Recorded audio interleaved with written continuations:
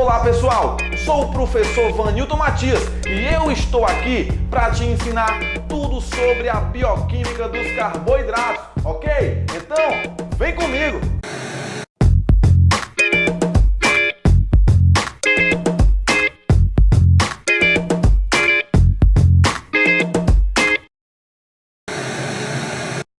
Você já parou para se perguntar quem lhe engorda mais, 100 gramas de pão ou 100 gramas de algodão doce?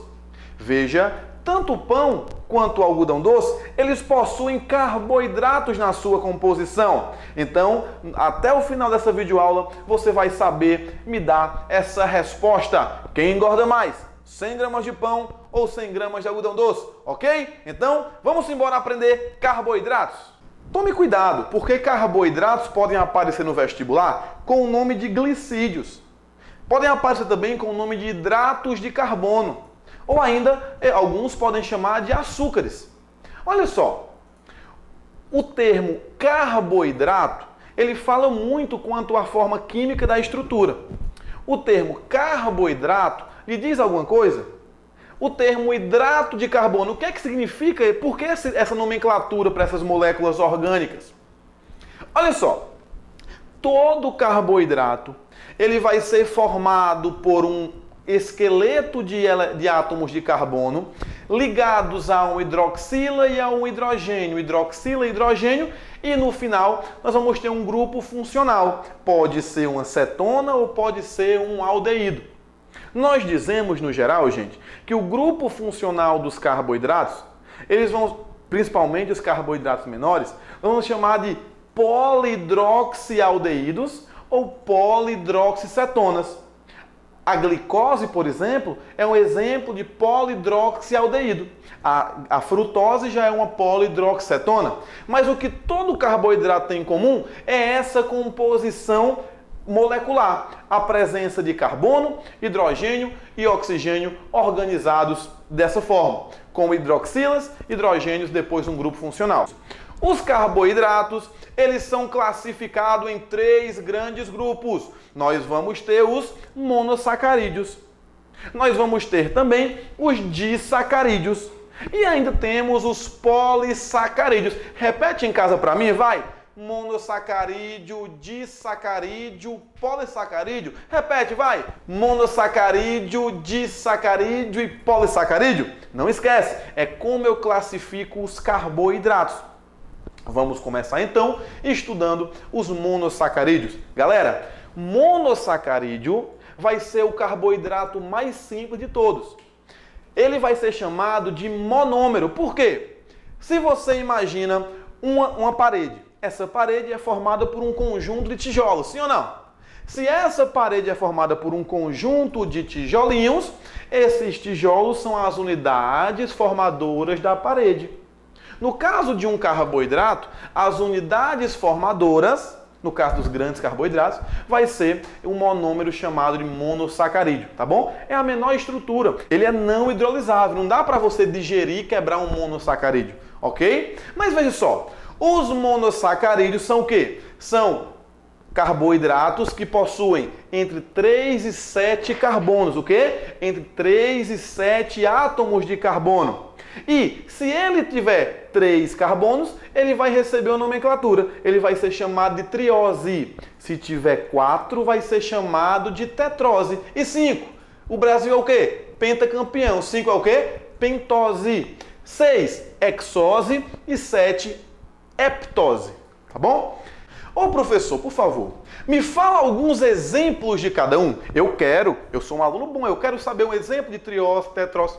Eu posso até te falar, mas que você tem que saber mesmo, que pode cair na sua prova, são exemplos de pentoses e hexoses. Então eu vou começar por elas, beleza? Olha só no esquema. Exemplo de pentose, nós temos a ribose e a desoxirribose. Exemplo de hexose, nós temos 3 importantes: glicose, frutose e galactose. Ah, professor, mas aprofunda. Tá bom. Exemplo de triose, nós temos o gliceraldeído. Temos também a dihidroxicetona. Exemplo de tetrose, nós temos a eritrose. Exemplo de heptose, nós temos a pseudoheptulose. Vanilton, mas eu vi no artigo, eu vi numa reportagem falando de um monossacarídeo que tinha 9 carbonos. Você está certo. Existe um monossacarídeo que é uma exceção, que é o chamado ácido neuramínico, que seria um monossacarídeo de 9 carbonos, tá bom? Mas no geral, podemos falar que monossacarídeos têm de 3 a 7 carbonos, sim. Olha só, todos os monossacarídeos, eles têm uma fórmula geral. A fórmula geral é CnH2nON. Então, se eu pergunto a você, qual é a fórmula molecular de uma pentose? Vai ser Cn vai ser igual a 5, né? Pentose 5. Então vai ser C5H2n, H10O5. Beleza? Se você pergunta qual é a fórmula molecular da pseudoheptulose, não é uma heptose que eu te falei? Então nós vamos ter o quê? C7H14O7. Qual é a fórmula molecular da glicose? C6H12O6. Porque a fórmula geral é CnH2nON. Mas se eu te perguntar a fórmula molecular da desoxirribose? Você pensa, desoxirribose é um exemplo de pentose, então tem 5 carbonos. Então vai ser C5H10O5.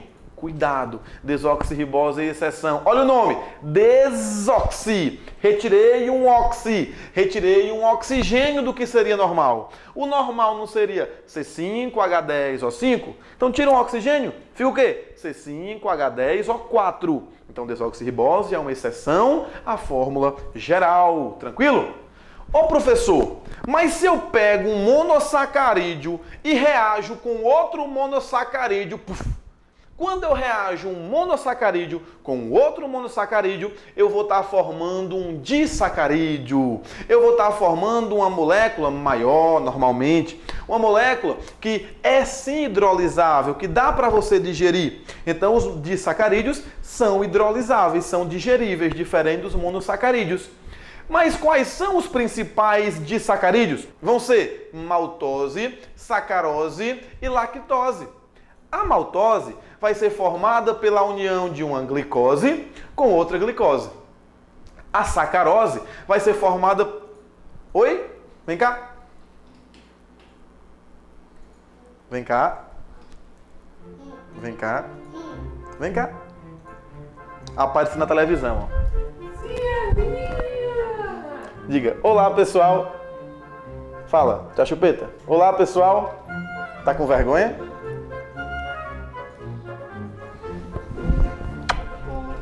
Não preciso nem falar que é hora de botar a bebezinha para dormir. Bom, voltando aos nossos carboidratos, veja, eu estava falando para vocês dos disacarídeos. Disacarídeo nós temos como exemplo quem? Maltose, sacarose e lactose. Repete para mim, vai. Maltose, sacarose e lactose. MSL. Maltose, sacarose e lactose. A maltose é formada pela união de duas glicoses. A sacarose é formada pela união de uma glicose e uma frutose. A lactose é formada pela união de uma glicose com uma galactose. Beleza? Então, esses são os disacarídeos. Ei, olha para mim essas fórmulas.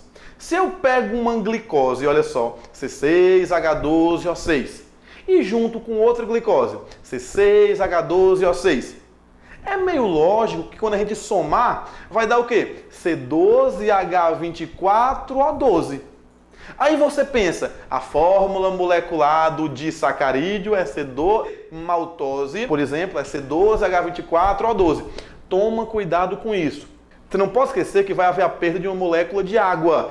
A reação entre dois monossacarídeos é o que nós chamamos de síntese por desidratação.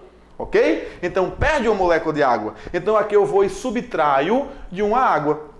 Então, fica o quê? C12H22O11. Essa sim é a fórmula do disacarídeo. Pode ver que não dá certo jogar na fórmula geral. Não dá para eu jogar na fórmula CnH2nON, porque não é um monossacarídeo, é um disacarídeo. Ok? A maltose vai ser o disacarídeo encontrado no malte, por exemplo. Em cereais nós encontramos muita maltose. A sacarose vai ser o açúcar da cana-de-açúcar. E a lactose vai ser o açúcar presente no leite. Por exemplo, tem pessoas que têm dificuldade de digerir a lactose, desenvolvendo o que nós chamamos de intolerância à lactose, ok? Devido à carência de uma enzima chamada lactase. Para finalizar, nós temos os polissacarídeos. Os polissacarídeos que são os carboidratos grandões. Os carboidratos que geralmente não possuem sabor doce. Isso mesmo, nós temos 4 exemplos de polissacarídeos. Quitina, celulose, glicogênio e amido. Repete em casa para mim, vai, repete, vai. Quitina, celulose, glicogênio e amido. Quitina e celulose, os 2 primeiros, eles são ditos polissacarídeos estruturais. O glicogênio e amido são ditos polissacarídeos de reserva energética. Claro, quitina vai ser o polissacarídeo de estrutura de animais. Celulose vai ser o polissacarídeo que forma a estrutura das paredes vegetais, das células vegetais. Glicogênio vai ser o polissacarídeo de reserva animal. E amido, polissacarídeo de reserva vegetal. Quitina vai ser um heteropolímero, ou seja, não é formado só por glicoses, ok? Existem compostos nitrogenados envolvidos na formação da quitina. A quitina está presente, por exemplo, na carapaça de alguns artrópodes, no exoesqueleto dos artrópodes. A celulose, que também é estrutural, ela está presente na parede das células vegetais, por exemplo.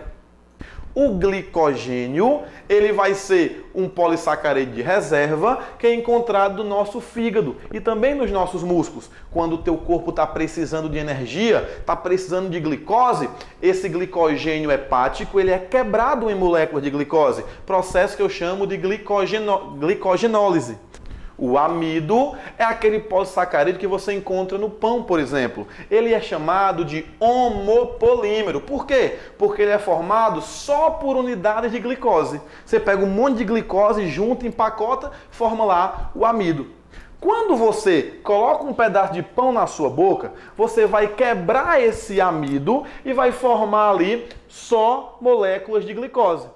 Mas veja, quando você quebra a glicose e joga na sua corrente sanguínea, essa glicose vai estimular o pâncreas a produzir um hormônio chamado de insulina. E a insulina vai estimular a entrada dessa glicose para dentro vai estimular a entrada da glicose nas suas células. Você sabia que a insulina, além de estimular a entrada de glicose nas células, também estimula a produção de lipídios? Ela também faz a lipogênese, ela também engorda. É por isso que quando você come muito açúcar, você acaba ficando gordinho, porque a insulina ela estimula a produção de gordura, estimula a produção de lipídios. Mas vem cá, no começo da aula eu te fiz uma pergunta: quem engorda mais? 100 gramas de pão ou 100 gramas de algodão doce? Olha só, o pão, 100 gramas de pão, vai me dar apenas glicose. Então, esses 100 gramas de pão vão se quebrar todo em glicose. Então, dos 100 gramas, tudo vai se transformar em glicose, fazendo com que haja a produção de muita insulina para poder botar aquele monte de glicose para dentro. Quando eu como algodão doce, eu vou estar quebrando o algodão doce, que é feito a partir do açúcar, que é feito da cana-de-açúcar, ou seja, vai ter sacarose como principal componente. Eu vou quebrar a sacarose em glicose e frutose. Ou seja, desses 100 gramas, 50 gramas vão virar glicose, 50 gramas vão virar frutose. Ou seja, eu só vou ter insulina para botar para dentro 50 gramas de glicose. Ou seja, eu vou estar produzindo menos insulina. Se eu produzo menos insulina, vou produzir menos gordura. Então, comer pão engorda mais do que comer algodão doce. Um forte abraço a todos. Valeu!